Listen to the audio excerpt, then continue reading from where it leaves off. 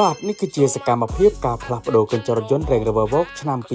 2015បាទសូមគោរពជម្រាបសួរពុកម៉ែបងប្អូនទាំងអស់គ្នាបាទបើសិនជាពុកម៉ែបងប្អូនចង់បានកញ្ចក់រថយន្តដែលមានគុណភាពល្អ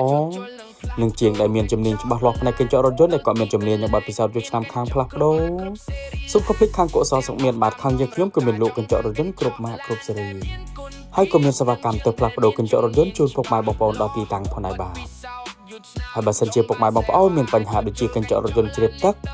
ចង់កោះបាត់ប្ដូរសុំឬក៏មានចម្ងល់អ្វីផ្សេងទៀតទាក់ទងជាមួយនឹងកញ្ចក់រថយន្តពុកម៉ែបងប្អូនអាចឆាតចូល Page សួរព័ត៌មានផ្ទាល់ក៏បានឬក៏ពុកម៉ែបងប្អូនអាចខលតាមរយៈលេខទូរស័ព្ទដែលខ្ញុំដាក់នៅលើ banner ផ្ទាល់ហ្នឹងក៏បានខ្ញុំម្ចាស់ហាងដែលមានជំនាញនិងបទពិសោធន៍យូរឆ្នាំខាងកញ្ចក់រថយន្តខ្ញុំនឹងជម្រាបជូនពុកម៉ែបងប្អូនច្បាស់តែម្ដងបាទហើយបើសិនជាពុកម៉ែបងប្អូនមានបញ្ហាដូចជាកញ្ចក់រថយន្តដៃប្រេះស្រាំចង្អុតខាងយើងខ្ញុំក៏មានជាងជំនាញច្បាស់លាស់ខាងអ៊ុតកញ្ចក់រថយន្តនឹងផងដែរណាពុកម៉ែបងប្អូនបាទឥឡូវនេះការផ្លាស់ប្ដូរកញ្ចក់រថយន្ត Range Rover Vogue ឆ្នាំ2015នេះគឺបានរួចរាល់បាទអរគុណច្រើនសម្រាប់ពុកម៉ែបងប្អូនដែលទស្សនាវីដេអូនេះចុងក្រោយសូមអរគុណគ្រប់ជ្រាបលា